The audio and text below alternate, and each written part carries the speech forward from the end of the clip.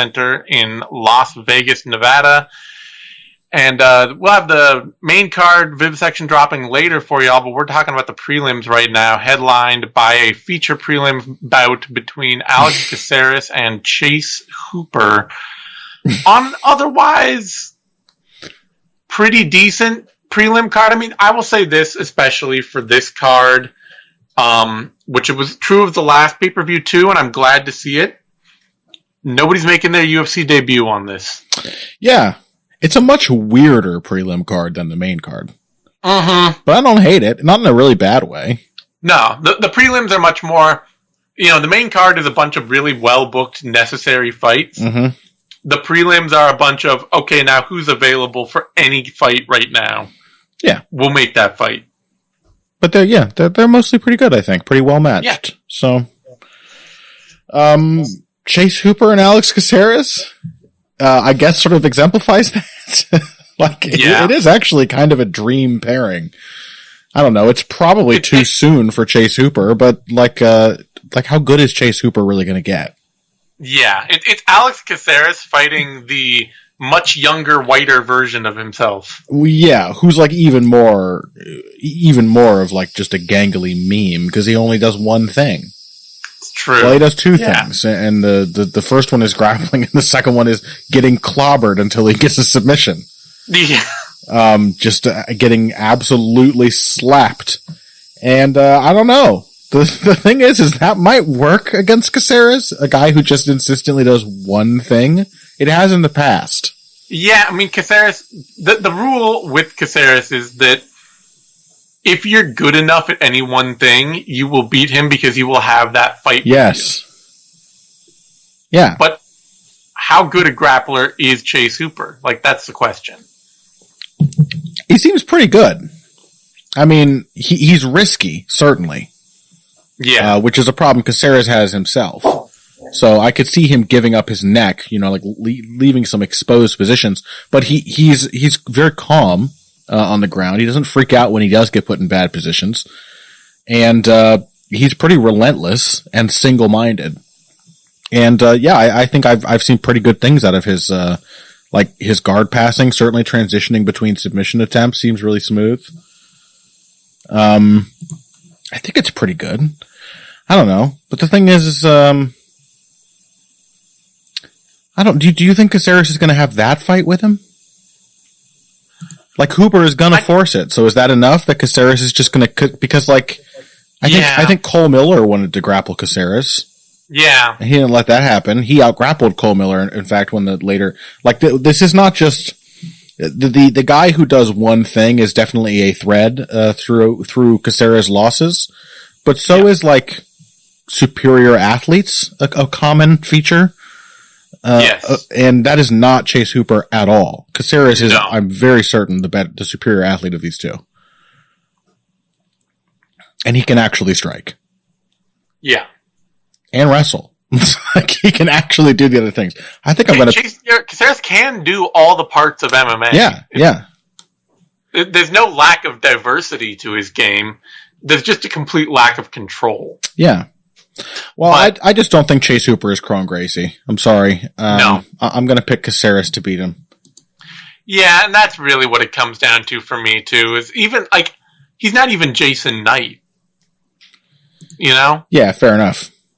Because that would be the real question, is Chase Hooper Jason Knight? But Jason Knight was absolutely relentless in his pressure punching. Yeah.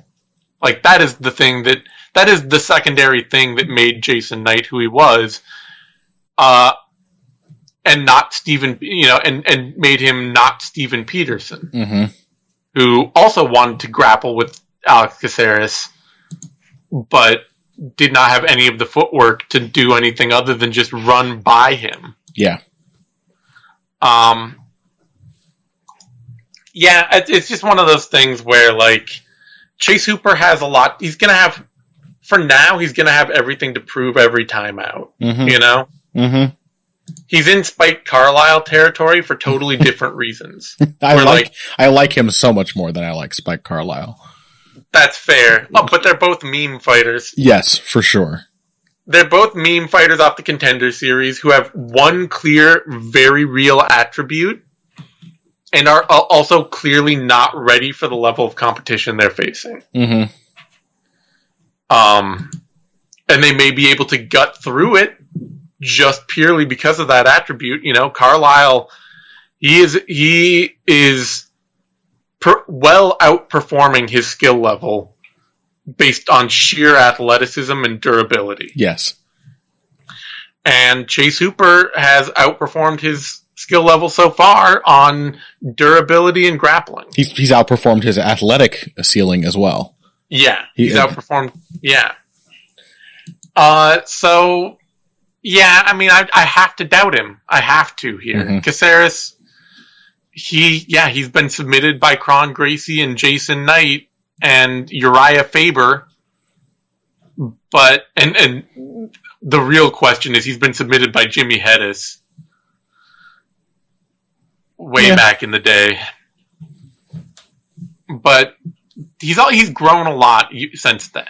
And even if it's always still comes with fallibility and mistakes and willingness to give up positions, Chase Hooper, like, he even getting Tamer down, he still actually, like, Tamer escaped. You know, Tamer had him in a submission attempt first and escaped the second submission attempt, or the submission attempt that Hooper put on him. And was just gassed. And then just gassed. Yeah, and that is one thing Caceres does not tend to do. Yeah, not in that way, at least. Yeah, I got to pick Caceres to win this. Hooper, we've even seen, too, the other thing to look at is if you go back and look at his regional record, he's had a lot of close fights. He's had some decisions that he's had to gut out, even as he's an undefeated fighter. Like, he's not the kind of guy who's just going out there and first round subbing everybody. I can only imagine how hideous this split decision with LaShawn Alcox was. A fighter who was 7-8. Chase Hooper went to a split draw. Yeah. Boy. So, I gotta pick Caceres to beat that, but there's always a chance that Caceres will just spin around, get body locked, dragged to the ground, get his back taken, and get choked out. Yep. In fact, he'll probably do it immediately. Probably will just happen right away. Yeah. It's great. It's great. It is such a meme fight. I'm very happy to see it. Yeah, I'm always happy to watch. This is the reason that being a 500 fighter, Alex Caceres has stayed in the UFC for a decade now. He's been fighting in the UFC for 10 years as a 500 fighter because all of his fights are weird and interesting. Mm-hmm. Odds on the bout, Hooper opened at -110 and is currently out at -178. Man, that whole Ben Askren's son M&M's thing is really doing something for him. Caceres opened at -120 and has been trending upward to +147. Yeah. All right. That brings us to a middleweight bout. Ian Heinisch, Gerald Meerschaert. Yeah. And unfortunately, I think there's just a basic thing in the universe that says that Ian Heinisch is in fact a top 15 middleweight fighter and that Gerald Meerschaert is not. Yeah. And that this is going to be the proof of that. Like, it doesn't have anything to do with skill level. Meerschaert is, in fact, a more skilled fighter than Heinisch almost everywhere offensively. Mm-hmm. He might even be a more skilled wrestler than Heinisch offensively. But yeah, I would say so. Yeah, and honestly, he might be a more skilled fighter than Heinisch defensively, too, everywhere. Mm. But he's clearly not the athlete that Ian Heinisch is. And never will be. And a lot of Meerschaert's game is very much like, let the athlete come to me and beat himself against my body. And Heinisch is his game is, let the lesser athlete come to me and beat themselves against my body. Yes. Or let me take myself to the lesser athlete and let them beat themselves.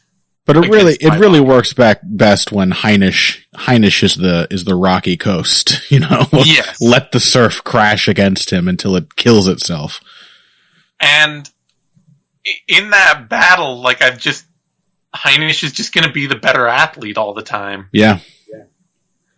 You know, Meerschaert can't afford to... I don't think he can afford to just give up takedowns to Heinisch and think that he's going to out-grapple him, because we've seen, like, really good grapplers fail at that. Yeah. Against Ian Heinisch. And we've seen Kevin Holland succeed at that against Gerald Meerschaert. You know? Mm-hmm. Like, Kevin Holland is a better fighter than we think he is, but he's not any kind of technical high point of anything.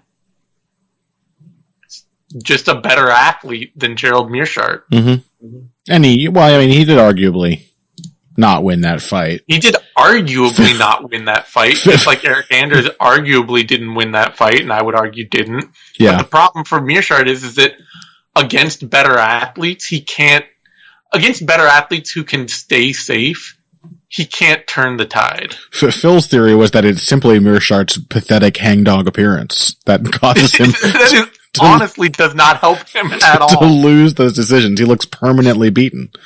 He has resting beaten face. Like, resting loser face. Oh, yeah. Poor and guy. It's nothing, like, I love Gerald Meerschaert. You see the sax solo he popped out with? Oh my god, amazing. Yeah. Like, I love watching prospects get thrown to him. Yeah. Even much more athletic prospect like Darren Wynn and Trevin Giles and Oscar Pichota, who just don't have the consistency and safety to not get trapped by him. Yeah, because all of them have success against him, but they just can't stay safe the whole time doing it. Yep. But Heinisch is a dude who, even against like much better, more consistent athletes, you know, Akhmedov and Brunson, like, he's never been put away. The only time he did is by Marcus Perez, and that is a significant question because Perez is not better at anything than Gerald Meerschaert. Even not even necessarily athleticism. Maybe a little. Perez is just a surprisingly trickier grappler than he appears to be. But Meerschaert seems like he's grown since then. Or, I mean, not Meerschaert, but Heinisch seems like he's grown since then. Like, those fights he had against Cesar Ferreira and Antonio Carlos Jr., like, he fought through exactly the kind of bad spots that Perez put him in. So, I'm going to assume that Meerschaert gets that done, or that Heinisch gets that done here. But this should be fun. Like, oh yeah, it's a real middleweight fight. Heinisch is best as the surf against which better fighters crash against. But he does not settle for being best as being the rocks, rather, which better athletes crash against. Whereas Gerald Meerschaert looks like a surf. Yeah. But he does not settle for being the rocks. You know? No, if you're going to sit back and give him space, he'll just lunge at you with winging overhands and a double leg. Yeah. And Meerschaert will probably let himself be taken down by that. Yeah. I pretty much agree. I don't have too much to add. I think there is a slim possibility that Gerald Meerschaert has actually like turned a corner. His striking has gotten much better, and he mostly just kind of boxed Darren Wynn up. Yeah, he did. No. But so like given the fact that Heinisch is going to stand at range and sort of let Meerschaert take the lead, that's what he's best at, especially against grapplers, is like allowing grapplers to try to take him down, frequently allowing grapplers to take him down. Yeah. And then just like Granby rolling like a cyclone and getting his way out and exhausting them and just never stopping the scramble. Given that kind of dynamic, Meerschaert can will have lots of opportunities to use his reach, to stick jabs and kicks in there. We have seen him doing it more lately. I just don't yet trust Gerald Meerschaert to do that for 3 rounds. Yeah. And I think even if he did, he's so much slower and less athletic even than like Omari Akhmedov. Yeah. Certainly less so than Derek Brunson. Like the random things that Ian Heinisch tries are just a lot more likely to work. Yep. He just has that big athletic cushion that he can rely on. So I agree. Heinisch back on the winning track. Yeah, it's because I picked Meerschaert over Wynn too, and it was really just like that was one of those wins that I could see coming. Yeah, one of those fights I could see coming, where it's just like Wynn's his style of volume punching just it will not functionally carry him in a division where he's 8 inches shorter than everyone. Yeah, hey, Gerald Meerschaert saw that win coming too, and he hit him with his jab. Oh. Welcome to the Dad MMA Hour, son. That's right. I'm recording right now. Get out of the room. Sorry, buddy. Go on. All right. Meerschaert is opened at plus 120, and he's currently at plus 102. Not a lot of movement on that line after some initial adjustment. And Heinisch opened at minus 140, bounced up and down. And again to minus 140 and is currently out at minus 127. Once again, not a lot of movement on that line. Mm-hmm. Stamp Kid is... It could be a little wider, honestly. Yeah. I mean, I don't know. I do think there's enough of that possibility for Meerschaert there. He has proven something new lately. He's suffered a couple of rough losses that have really undressed his success. Yes. Meerschaert has had some great wins that have shown him to be better than he is. They're better than he was, and have shown off that there's a tech. You could really argue that he hasn't lost a fight since Jack Hermanson in 2018. Mm-hmm. But honestly, I think there's just a hard ceiling difference here that we're going to see. Mm-hmm. Guys like Akhmedov and Brunson are really solid, sound athletes with functional, concrete games that take advantage of that athleticism. And Meerschaert is a really overachieving, crafty vet who has to rely on the craft. Mm-hmm. That brings us to a featherweight bout. Cody Stamann, Brian Kelleher, and kind of a tricky fight. Yeah, honestly. I find this one very tricky to suss out.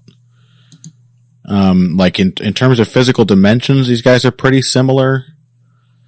I think like they're both pretty quality wrestlers, not like the most dominant wrestlers in their division, but they're both really competent and they make it an active part of their games. Yep.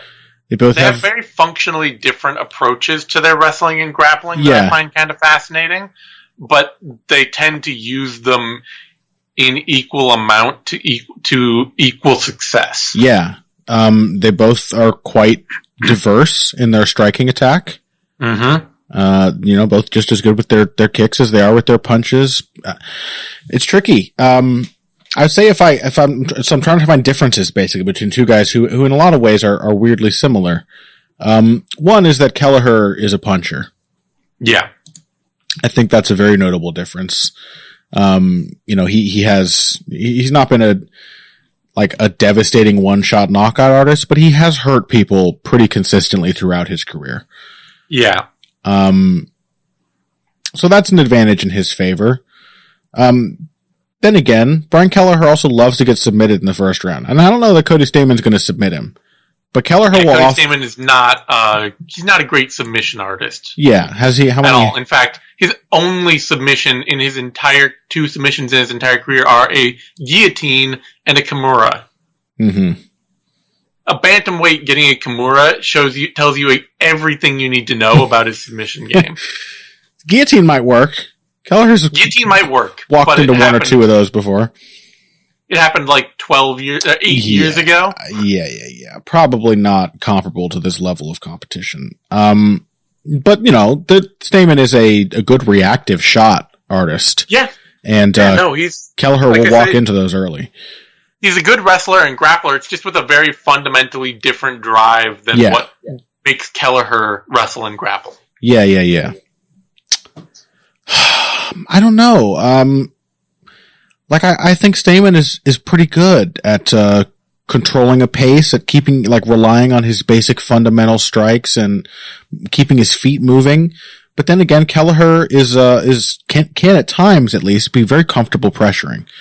And certainly if the opponent has early success, for example, Hunter Azura had a lot of early success against Brian Kelleher. Yep. He was managing to time him. He was very diverse with his striking and was mixing up targets and was landing. And, Kelleher was just like, screw it. I'm going to walk in and start hitting him. Well, I think one of the things too is more than that. And I think this speaks to Kelleher's, if you look back at his record and the kind of successes he's had, I think one of the things that is kind of, it doesn't necessarily show itself throughout, but if you watch his fights, you see it come out, is that Kelleher's a very jittery fighter. Yes. I agree. Very clearly starts fights in a slight panic. With nerves, with a lot of energy that he doesn't know how to channel. And sometimes that leads to very quick, aggressive wins where he'll just jump on a submission. Yep. Because he got an opportunity and he's gotten some early quick guillotines. Sometimes that leads to instant losses. Also, where he often will dive into somebody's guard and get himself submitted. Yeah. Or just, with Montel Jackson, just get totally flustered and overwhelmed and look like he had no idea how to get into that fight at all. Yeah. So I think the fact that Stamann is not much of a finisher kind of favors Kelleher there. It does, because Kelleher, over time, what you see out of him on the other flip side of that is the longer his fights go, the more controlled, the more controlled and the more consistent he gets. Mm-hmm. And, against Azura, part of it is you can say, he decided to bite down and throw, but he even said after the fight, it takes me a while to get comfortable, to get my timing. And he finds it. He will get a rhythm. He's a much better defensive and he's a much better pocket puncher and defensive moving striker as fights go on. Yes. So I think I might pick Kelleher. I don't know if I came in expecting to do that, but Stamann's just not dangerous. And is in relative terms, of course. Yeah. But he's just not proven to be that dangerous throughout his UFC career so far. It's been a lot of decisions. The first two of the first three, anyway, were splits. With Caraway and Duquesnoy. And yeah, I don't know. I don't think that I don't think Kelleher's as vulnerable as someone like Duquesnoy to being surprised with just well-timed takedowns over and over again. I don't think so. If Stamann wins, that's probably a big part of his path to victory, is just being able to control top position. But I haven't seen that happen to Kelleher very often, especially as the fight goes on. So yeah. And meanwhile, one of those early fights that you wouldn't have been surprised to see maybe that it was a split was Stamann's win over Tyrion Ware, who definitely came on and started picking up on openings and hitting Stamann a lot, but like Stamann himself, is just not much of a puncher. Yep. So yeah, if Kelleher can replicate that same sort of arc, I don't see why he couldn't win this fight. Yeah, it's tough, because I think, the other big thing about Stamann is that he's a very collected, consistent fighter. Yes, absolutely. He's not gonna make big mistakes down the road. He's one of those fighters like RDA that I always want to describe as simply professional. Yeah. He treats this like a job. He does it very systematically. Yep.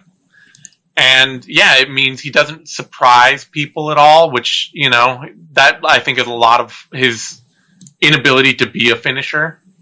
You never, like, there's nothing surprising about Cody Stamann's game. And he does, but he also just doesn't go away.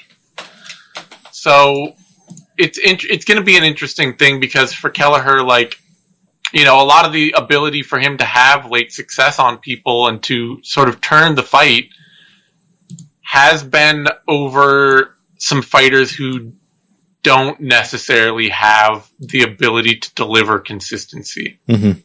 I mean, the big one in his favor that does suggest, well, like, that he could really take this are his 2 wins over Julio Arce.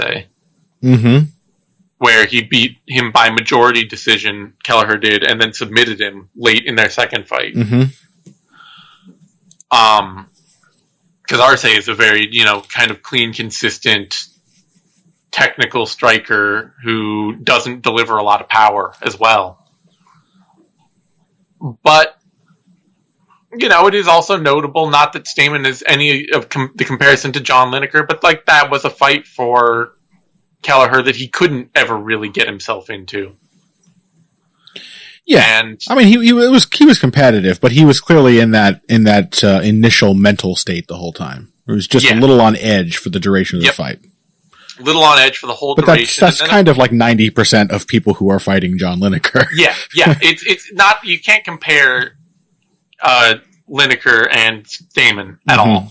But you can't really also compare Lineker, or, you know, Stamann and Damian Stasiak, or Henan Barao, or Odie Osborne, or Hunter Azure. Maybe Hunter Azure. Maybe. That's the best Azure, comparison. that's really like, Azure was one of those fights where you see a great love of putting on pressure and volume without a lot of skill behind it. Mm-hmm. Like, there was just there's a willingness to walk into strikes from Hunter Azure with the belief that because I'm pressuring you and being aggressive, you can't possibly turn this tide against me. Yeah. It's a very young fighter's kind of pride from Hunter Azure that Stamann doesn't have.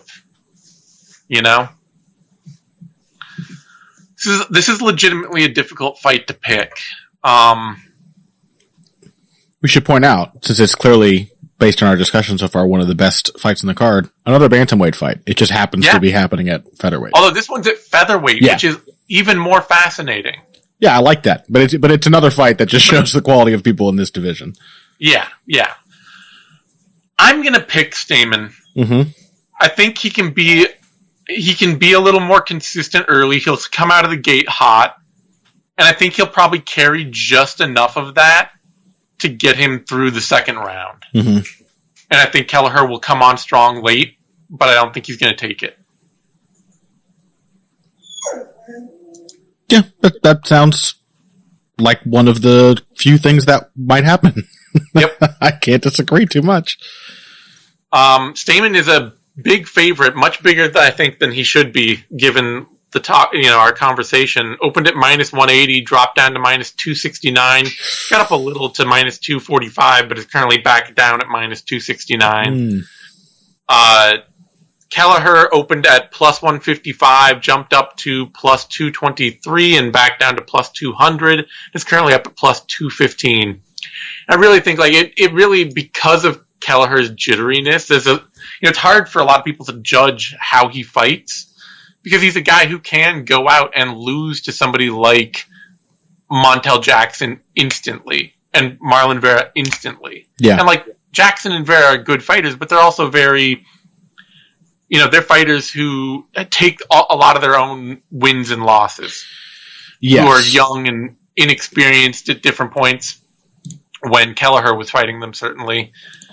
And so you see Kelleher losing these fights and, you know, you can go back through his career and he's had lots of random losses. And not all of them early.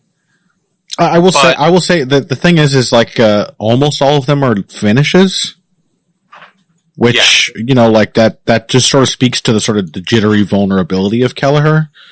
but I think doesn't necessarily say great things about Stamann's chances of Stamann's just unlikely to hit one of those finishing moves, I think. Yeah. But there's also a loss to Jimmy Rivera, and a very wrestly version of Jimmy Rivera at the point that Brian Kelleher fought him. And in like physical dimensions and style, Cody Stamann is not that far away from that. Not at all. So, yeah, it'll be a controlling win in my estimation if Cody Stamann wins, but he can be a good, smart, controlling fighter. Yeah, he shouldn't. The odds should be close. Like, I just want to emphasize that it's a close fight. It's a hard one to call. Very hard. It's a close fight, and I think to me especially, like the ability for Kelleher to lose fights in the past to somebody like Jimmy Rivera of the past. Yeah, that's exactly yes. Yeah, it suggests that Kelleher very much can lose this fight again. I think he's probably evolved somewhat since then. But Stamann, I just don't think the odds should be that wide. Like 260. Stamann's just not. Come on, he's not a controlling fighter, and Kelleher is not he's not an easy fight. Just remove the finishes. This is what I really wanted to say. Like, remove the quick finish losses from Kelleher's record, because we believe Stamann is probably not going to replicate one of those. Yep. And it's a very strong record. Very strong. So, yeah. All right. That brings us to a middleweight bout. Charles Byrd versus Maki Pitolo. And Byrd should win this. I don't know. Like, yeah. Pitolo punches hard. Byrd also punches hard, but Pitolo's whole game is based on sitting down right in front of somebody and being able to string together long combinations without them ever even thinking about trying to take him down. And if they think about it and try it, they succeed. And if they think about punching him, they succeed. So, but Zane, coconut bombs with a Z. An awesome nickname. It's a kick-ass nickname. It's so good. It really is. Yep. I agree. I don't have too much to add, to be honest. Before we began recording, I was like, hold on, I need a little extra time. I want to take another look at Maki Pitolo. You were like, game's not that deep. That's pretty much it. Yep. He's a decent puncher, and yeah, the fact that he was just like that like Callan Potter was just easily able to pressure him and beat him up with combinations. Like, that's not a great look. Even if you're a puncher, like, you at least better be able to exchange with people and scare them off. Yeah. And he was losing the exchanges, and landing the less powerful punches because he just wasn't being accurate. Like, he didn't have the defense or the footwork. He couldn't get off the fence. He was just in a bad position to be able to do anything about it. And, Charles Byrd can probably replicate that and is probably a bigger hitter. Yeah. So, Byrd I mean, and Bird's a way better athlete. He is definitely a bigger hitter. He's a natural middleweight. I don't know that Pitolo is at all. And, especially, Pitolo's loss to Potter was at welterweight. Yeah. And Bird's problem is really just kind of a panic for somebody who can stifle him and shut down, because he's not really that great at any one thing: wrestling, grappling, striking. So if he can, if somebody can shut down certain aspects of his game, Byrd panics. But there's no sense to me that Pitolo can shut anything down. Quit saying Byrd, Zane. Molly is very clearly getting excited.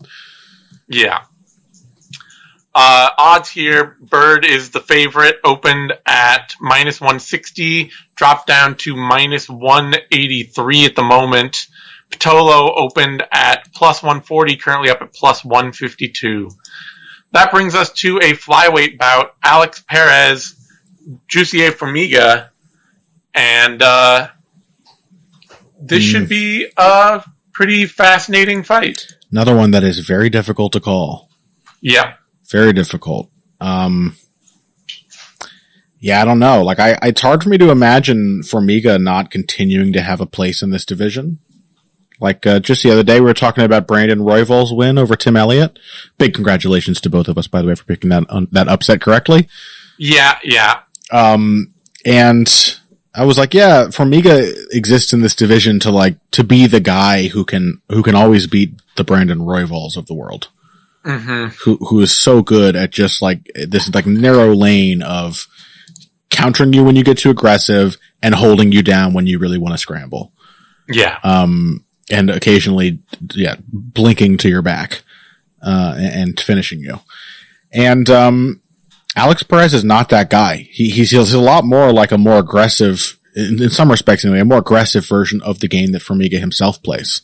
Mm-hmm. He is a more smothering positional grappler who tries to dissuade or prevent scrambles with his top game. Yep. Except that unlike Formiga, he gets there much more aggressively on the feet and with his takedowns. Formiga is frequently like a counter grappler who will stuff the takedown or will reverse in a scramble on the ground and get to the back or get to top position. But Perez is frequently looking for the takedowns himself, frequently pressing forward and throwing punches in volume. So for me, a big question in this matchup is kind of just like, how much has Jussier Formiga slipped? Yeah. Over the last few years. I will say this. It was concerning to see in his fight with Brandon Moreno. Mm-hmm. There were multiple times when Formiga actually just ended up on the bottom with Moreno on top of him in his guard and was stuck. Yeah. You know? That's, not a good sign. I thought Moreno, one of the best showings of his entire career, if not the best. Yeah. The guy has really turned a corner, but it was not the Formiga that we're used to seeing either. Yeah. And I honestly, go on. I was going to say too, like one of the things that made it one of the best performances in Moreno's career is that it showed the kind of consistency that he's tended to lack throughout his career. And it's really kind of a backbone of Alex Perez's game. Mm-hmm. Yeah. Very meat and potatoes. Just kind of sticks to what works and keeps going. Yep. Yeah, and I don't know. Yeah, I think Formiga is probably still capable of beating, like, it's weird because he's at this point where he might lose to Alex Perez, who has like taken some losses recently, had his momentum stunted. In fact, this is a little ironic, had his momentum stunted by Joe Benavidez. Yep. Proved how good Joe Benavidez still is, who then lost to Davison Figueiredo, whom Formiga, very professionally defeated. Like, just went to work on him and very smartly beat him and outsmarted him in that fight. So for me, it's weird because I feel like he's still in this position where he just has the style to beat the Figueiredos and to a lesser degree the Brandon Royvals, like the crazy scrambly weirdos of that flyweight produces. But when it comes to fighters who are filling the old Formiga niche, it does kind of feel like they've sort of passed him by and figured out a more assertive way of playing that game. So I think I'm going to take Perez, which is crazy because I am envisioning Perez, not just pressuring and boxing, which I think Benavidez showed you can still have success just swarming Formiga, and insisting on throwing combinations and backing him up to the fence. But also I'm kind of envisioning him like taking Formiga down and just like not being in huge trouble, which is not something I'm used to feeling, about Jussier Formiga. But yeah, I'm going to take Perez. Tough one though. Very tough. It is, especially to, just because the thing that's really giving me pause here is that what I saw out of Perez against Jose Torres is not something I've seen again. Yeah. And that is, I don't like that because like that was kind of like, that felt like kind of a really cool corner turning fight for Perez of like, oh wow, you can really like go out there and put a volume striking attack on somebody, you know? Mm-hmm. And that hasn't come back. Not to the way I would want to see it. And for somebody like Perez has been at this 9 years now. Sure. So it's not something I then expect is like going to be evolved and worked on and suddenly blink into existence. Yeah, it is pretty concerning to see a guy who is that far into his career apparently being like, I think we like last week or the week before we were talking about fighters learning lessons. Yeah. And it is a little concerning to see Perez being taught a lesson apparently by Joe Benavidez. Yeah. That causes him to change his style when he is just about a decade into his career. Yeah. And so there's a part of me that worries that Perez may just not be a dedicated enough striker or a clean enough one, a confident enough one. Because I think he still knows that he has to strike to make the rest of his game work, so he still does it. But I was thinking about, like, in that Espinoza fight, like, he ended up, for a lot of the early portion of that fight before, he got the submission, really reaching way out over his feet, really kind of pawing after Espinoza a lot. Yeah. And, it just didn't have that sort of, like, hard-headed, I'm just going to march you down aggression to it. So without that really does create questions as to how much he can get done against Formiga. Because Formiga's a pretty good, busy striker, If you're not going to really take the fight to him in that way, he's really quite competent as a kickboxer in those areas. I don't know about busy though. I mean, he's a counter striker a lot of the time. Yeah, I guess so. Yeah, it's true. I mean, I guess he's consistent. He's very consistent. Yes. Yeah. But he has not he has not landed at least more than 30 significant strikes over the course of an entire fight. Yeah, okay, fair. Since ever. That's the most he ever landed, and that was against Ray Borg. All right, so there's that. Yeah, I don't know. It's just does Perez's exact combination of skills really match up to a win, to enough dominant control over or volume over Jussier Formiga? Sadly, I think we may be getting to the point where it just takes like a pretty well-rounded competence and the right game plan to beat Formiga. He has a style that leaves a lot of room for the opponent to make mistakes. Not that Perez won't do that, but man, you're making this really tough on me. I mean, I don't know. I don't feel that confident. It's Jussier Formiga. Yeah. Like, I'm the one over here saying Jussier Formiga is going to get out grappled, so I feel like I'm hanging my ass in the breeze, but true. You know what? I'm going to take Perez. And you know why? Because a very intelligent man persuaded you. Scott Jorgensen. A very handsome, intelligent man made you see the light. Scott Jorgensen. Ulka Sasaki. Ben Wen. You know what those are? Who's that? Those are the only submissions that Jussier Formiga has gotten in the UFC. Yeah. And you know what Alex Perez has never been? Submitted. Yep. Yeah. Like, Formiga is a great grappler. There's no question about it. Yeah. But that doesn't necessarily, that grappling skill doesn't necessarily translate into a submission. And without the submission, getting older, 35-year-old flyweight, I think you're right. Ooh, Perez has been submitted in the past. Has he? Yeah, looks like he got armbarred by Jared Papazian in 2016. No, you're right. I was looking at the wrong. And he got McKenzie teamed.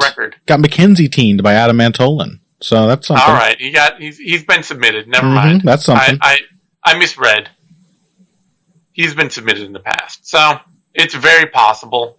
It's been a while, but I was reading the wrong record. You were relieved to have like some last little shred of evidence that would allow you to feel comfortable picking Perez. Yeah, you don't get to feel comfortable. You don't get to feel comfortable with this matchup. It's a close one. Antolin, Papazian, Edgar Diaz. Yeah. Yeah. Three of the 5 losses are submissions, in fact. Yeah, you're right. There's something. That's something there. That's something. You know what? Shoot. Okay. Screw it. Yeah. I'm going with Formiga. Okay. I'll take him to pick up this sub. I don't like it, though. I just want to remind you, Zane, just so, because I can tell you're feeling really confident and comfortable with this pick. I don't know if you know this, but I picked every single fight last week correctly. Wow. 100% accuracy. So, if you're shaking right now, having picked Formiga against me, I understand. And it's going to be okay. No. It's very fair. I will be here next week after Alex Perez wins to comfort you. Perez opened at plus 110, currently at minus 133. Formiga opened at minus 130, currently up at plus 109. That brings us over to a light heavyweight fight. Alonzo Menifield, Devin Clark, and having thoroughly botched my last confidence in my picking in that last fight. Mm-hmm. Honestly, this is really just a test for Menifield. Oh, yeah. Like, there's nothing to prove out of Devin Clark at this point. He is he's an aggressive power wrestler without the consistency of form to get to his wrestling attack easily. Yeah. And with a willfulness to strike that leads him into danger often. And I think that's just always going to be who he is. He's sort of like, he's sort of Derek Brunson-y, but like without all the power. I don't know. There is a weird disjointedness to his game for sure. Really, the best sort of secondary skill that Clark has is that even when he gets really tired, he still fights really hard. Yeah. But he can be pushed into getting really tired pretty easily. Yep, because he doesn't do anything with less than 100% power and no more than 50% technical precision. Yep. And for Menifield, we just don't know, honestly. He seems to fight a pretty slow-paced power game, and he's big enough and strong enough and powerful enough that that's pretty much just worked out for him all the time. Clark is going to throw himself at Menifield, and if he can get Menifield down consistently, he's almost certainly going to win this fight.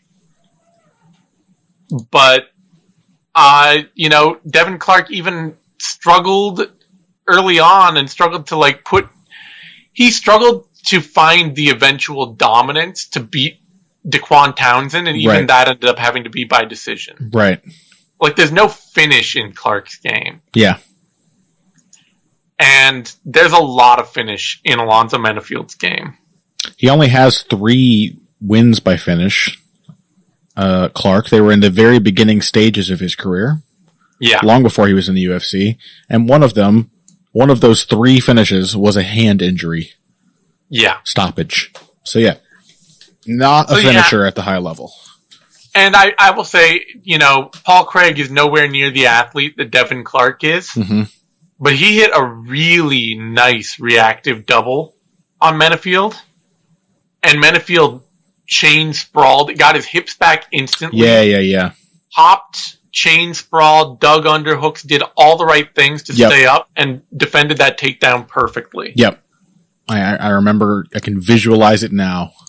So, I got to pick the finisher in this fight. I got to go with Menifield. Yep, I'm with you. I think another thing in Menifield's favor here is that, it may not be great, but he does have a technical structure to his striking that I expect to see improving.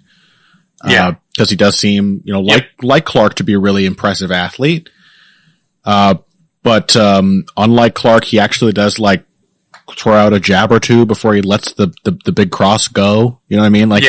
He's bridging the gap with his safer weapons. He's probing and feeling the distance. And I believe he's at Fortis MMA, which is instantly, I think, a good sign because Clark has long been a good example of one of those guys who is just like a big fish at a small camp. I think recently he may have started working with Winklejohn, but I'm going to go ahead and take Fortis MMA over Jackson Wink at this point in time as a gym for developing young athletic prospects. Yeah, I hope Fortis can do well with Menifield because it's otherwise there's a very You know what it is right now? At the moment, he's basically like Eric Anders with a actual consistent process in mind. He's Eric Anders with two hands. Yeah. Uh-huh. And like that's a great thing, but you don't want to see it stall out the way Eric Anders has. Right. You know? Yeah. But as it stands, would you be shocked if Eric Anders, the real Eric Anders, beat Devin Clark? No. Because I wouldn't. Nope. Yep. So I'm taking Menifield Menifield opened too. at minus 330, currently up at minus 224. Clark opened at plus 270, currently down at plus 180. That brings us to a catchweight bout. Evan Dunham, Herbert Burns, and this is kind of a tough fight to call. Yeah. Have you not yet reached the point where you just don't pick Evan Dunham anymore? I mean, no, because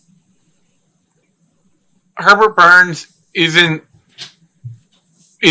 even less tested than Olivier Aubin, or is far less tested than Olivier Aubin-Mercier, I should say, even as a very good grappler. Sure. And he's certainly not Francisco Trinaldo. And it's not, I guess we are a few years removed from that Beneil Dariush fight. Mm-hmm. But that was, like, still a good performance from Evan Dunham. Yeah, for sure. Like, the pieces of what makes Evan Dunham competitive are not necessarily the things that I think that Herbert Burns automatically succeeds against him at. You're telling me Herbert Burns is not a good boxer? Yeah. And also, I'm not necessarily confident that he's a great takedown artist either. I think he's one of those deceptive ones. It doesn't ever look good, but he always gets it. Yeah. Now, that's been at a certain level. Like, it's a fair point, but it's not like That's Chase Hooper. It's not like Chase Hooper. It's not like a desperation attempt where every single time you're like, oh my God, if that didn't happen, what would he have done? No. Herbert Burns has a structural wildness to his game that is meant to lead the fight to the ground, and it usually does. Yes.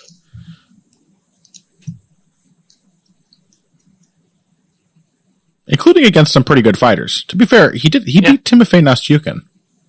Yeah. In his sixth pro fight. But that's also like, that is a fighter who like had to wrestle with him. Or was going to. Not didn't necessarily had to, but I don't think, there are a lot of fighters like Nastyukhin who aren't necessarily going to just stay on their feet the whole time. Yeah. Although Nastyukhin's kind of a puncher, isn't he? Mm-hmm. Yeah. He's a 5'7" puncher. Mm-hmm. Should be noted. But yeah, no, it's true. I'm misremembering Nastyukhin.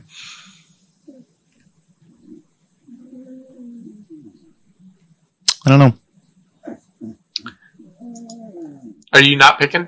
Oh, is it me? Is it me leading? Yeah. Oh, has this been me picking the whole time? Yeah. Oh, sorry. I'm picking Herbert Burns. Okay. Yeah, I just don't trust Evan Dunham anymore. That's really what it comes down to. Burns is not a good striker, really, and yet he found a way to land a strike on Nate Landwehr. I always want to pronounce it very German. But more than that, like before that happened in that fight, he instantly took Nate Landwehr down. It's true. And was instantly wrapped up on a Darce that he would have finished were it not for the position of the fence. I just, it's not been a typical thing that's beaten Evan Dunham, Like that is certainly something to keep in mind. That's the thing that's troubling me.